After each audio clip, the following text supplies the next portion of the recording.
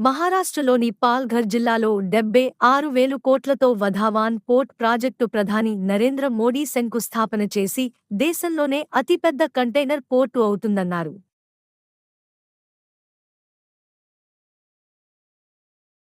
సాగర్ జలాల్లో కాలుష్య నియంత్రణకు ఉపయోగపడేలా 2,500 కోట్లతో గోవా నౌకా నిర్మాణ కేంద్రం జీఎస్ఎల్ నిర్మించిన ప్రత్యేక నౌక సముద్ర ప్రతాప్ను రక్షణ శాఖ సహాయ మంత్రి సంజయ్ సేత్ భారత తీరగస్తీ దళానికి ఇండియన్ కోస్ట్ గార్డ్కి అప్పగించారు.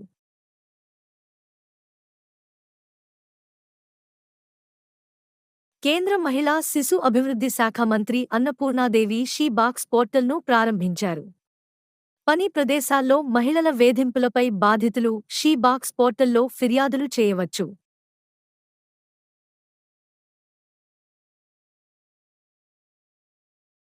ఫిజికల్ సెక్యూరిటీ సమ్మిట్ 2024 ముఖ్యంతిథిగా హాజరైన బట్టి విక్రమార్క, ప్రతి పౌరుడు బాధ్యతగా భావించి భాగస్వామిగా మారినప్పుడు సామాజిక భద్రత సాధ్యమవుతుందన్నారు.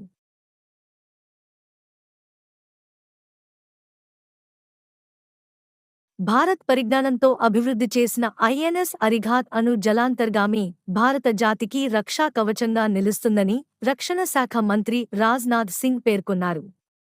భారత నౌకాదళం నిర్మించిన ఈ రెండో అణు జలాంతర్గామి భారతదేశ భద్రతలో వ్యూహాత్మక సమతుల్యత శాంతిని చేకూర్చడంలో దోహదపడతాయన్నారు.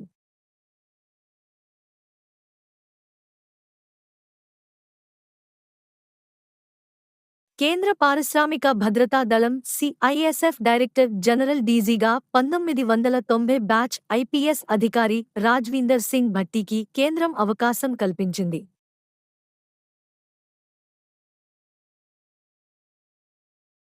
ప్రముఖ రచయిత సాహితీవేత్త బేతవోలు రామబ్రహ్మం కేంద్ర సాహిత్య అకాడమీ భాషా సమ్మాన్ అవార్డు 2021ని అందుకున్నారు.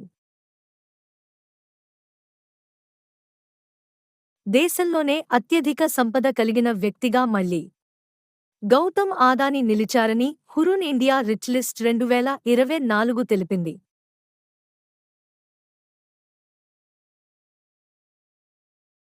పారాలింపిక్స్లో భారత క్రీడాకారులు ఒక రోజులోనే ఓ స్వర్ణం సహా 4 పతకాలు సాధించారు.